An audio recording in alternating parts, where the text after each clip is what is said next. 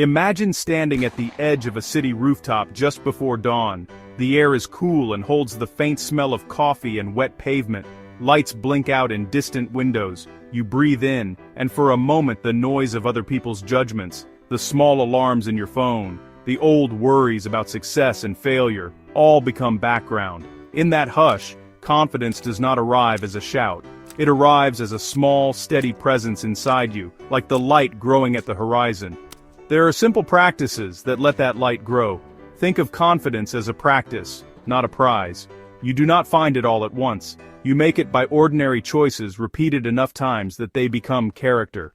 First, notice where you place your worth. Marcus Aurelius once said, "You have power over your mind, not outside events." Picture this. You just finished a presentation, a comment online scratches at you. You feel your stomach tighten. Most people treat praise and criticism as the thermometer for their value. A confident person checks the thermostat inside. They ask, what did I control? Did I prepare? Did I meet my standard? Confidence begins when you root your worth in what you can influence, not in the applause or the whispers. Over time, that quiet measuring becomes habitual and steady. Our second practice is to speak less and do more. As Epictetus put it in the Enchiridion, first say to yourself what you would be, and then do what you have to do. Picture a friend who talks about training for a marathon for months while never lacing up the shoes. The confident person writes a plan, shows up when it is foggy and when it is hot, and lets results speak. Stoicism teaches that action is the language of integrity. Saying things shapes intention. Doing things builds credibility.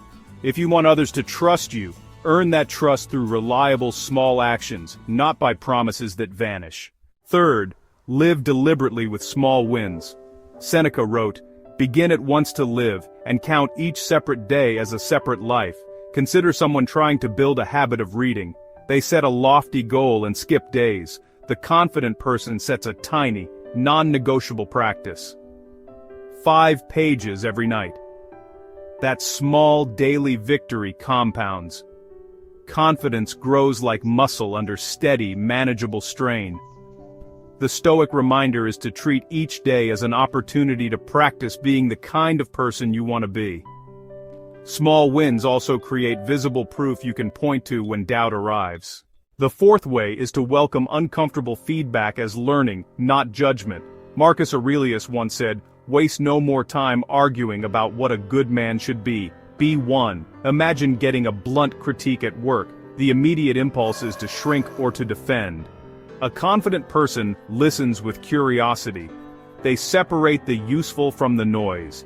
They take what helps and discard what does not. Stoics call this training the art of perception. It is less about being right and more about being useful. Over time, this habit makes criticism less threatening and more informative. Fifth, practice presence in conversation. As Epictetus put it in the Enchiridion, it is not what happens to you, but how you react that matters. Picture a dinner where 2 people talk past each other, phones on the table, attention scattered. Confidence shows up as presence.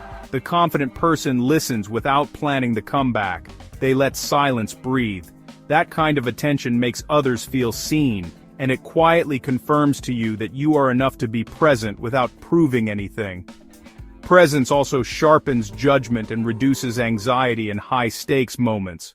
The sixth habit is to embrace voluntary discomfort. Seneca wrote, "Difficulties strengthen the mind, as labor does the body." Think of someone who always chooses the easiest route, the chair near the door, the shortest workout. Contrast them with a person who takes the harder shift sometimes, who says yes to a cold swim or a demanding project. Choosing small, controlled challenges teaches you that you can handle hardship. That knowledge is one of confidence's most reliable foundations. Stoics train this way so that surprise hardship felt smaller when it came. The practice is simple, and it compounds faster than you expect. Seventh, guard your inner narrative. Marcus Aurelius once said, "The happiness of your life depends upon the quality of your thoughts."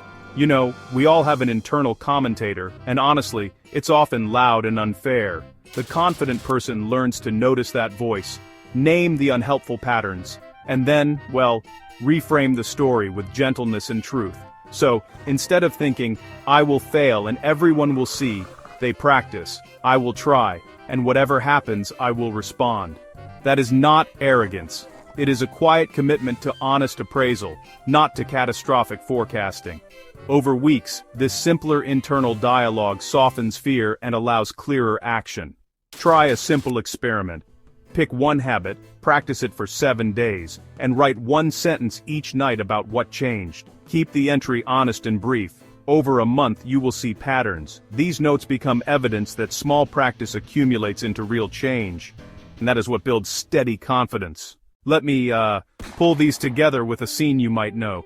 Imagine you are asked to lead a meeting that really matters. Your pulse rises, and your hands feel warm. Use the first practice and just remind yourself what you control, your preparation, your clarity, your tone. Use the second and show up with a plan rather than promises. Use the third and break the meeting into small, manageable goals. In the meeting, apply the fourth and take feedback as information. Practice the fifth by listening when others speak. If stress creeps in, remind yourself of the sixth. Discomfort is a tool that strengthens you, not an indictment.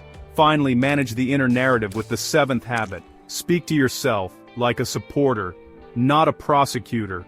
After the meeting, notice what went well and what to improve.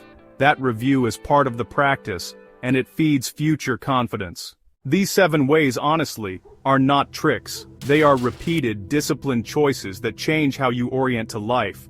Confidence rooted in external approval is, well, fragile. Confidence that grows from competence, practice, and honest self-talk withstands the small blows. Stoicism is practical. It asks you to shape the things you can, to accept the things you cannot, and to act with purpose in the gray space between. Practice over time rewires your expectations. You begin to expect that you can handle difficulty because you have already handled lesser ones. A short real note here: people often mistake showy certainty for confidence. Loud certainty can actually be a cover for deep doubt. The practices here are quieter. They ask for steady attention, for small, brave acts repeated until they become habit. That is the work. That is where freedom lives. Remember that rooftop at dawn. The light did not become great all at once. It increased because someone rose early, day after day, to meet it. Choose one of these 7 ways tonight. Try it once, in a small, real situation.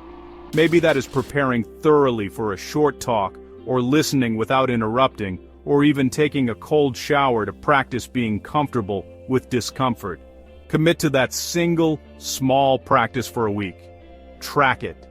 Notice the changes in how you feel and how you move through the day. That attention is itself a form of confidence training. Start tonight and be gently curious. Which Stoic way would you try first? Share it in the comments. I might read yours next time.